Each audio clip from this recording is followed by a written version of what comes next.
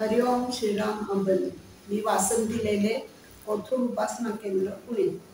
अनुभव म्हटलं तर मी 1998 साली बापूंकडे येते.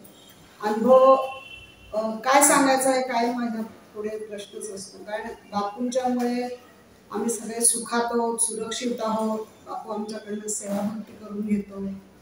तरी पण आता एक अनुभव असा सांगते की आम्ही केरळ ट्रिपला गेलो होतो. केरळ ट्रिपला गेल्यानंतर त्रिवेंद्रमला आम्ही उतरलो आणि संध्याकाळपासून मला युरिनचा त्रास व्हायला लागला. म्हटलं आतापर्यंत कधी काही झालं नाही, आता असं काय. बरं चला मग रात्र झाली असं ह्याच्यातच कुठे गोळ्या मिळतात का, कारण तोचा त्रास मला कधीच नव्हता, तर मी माझ्याकडे गोळ्याही नव्हत्या.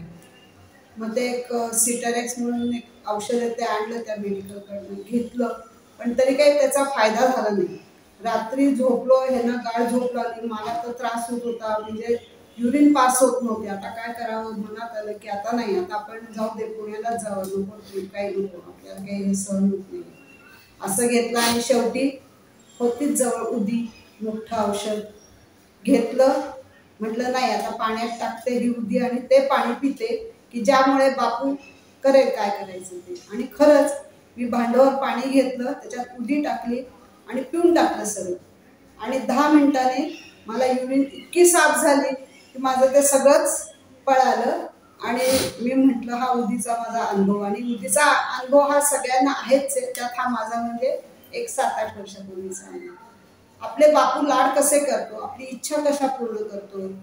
तर आता परवाच अधिक महिना लागायच्या अगोदर गुरुपौर्णिमेला आपण हनुमान चालीसा म्हणत होतो ह्याच्या 1 महिनावर.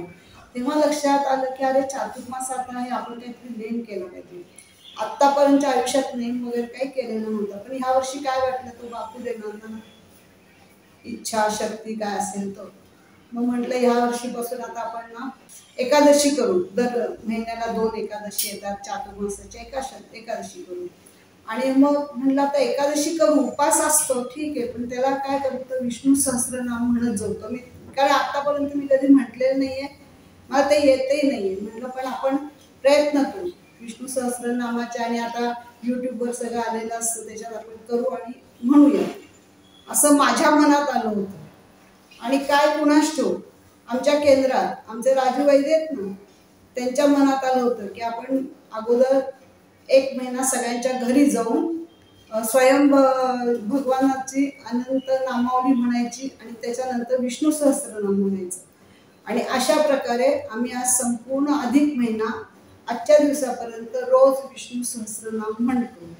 बापू कशी बुद्धी देतो आणि बापू आपले लाड कसे पुरवतो हे मला एकदम कळलं. काय बापू म्हणजे काय, काय बोलण्याच्या पलीकडे येतो, तो आपला विषयच नाही. बापू हा बापूच आहे आणि आम्ही त्याचे लाडकी बाळावं. हरिओम श्रीराम.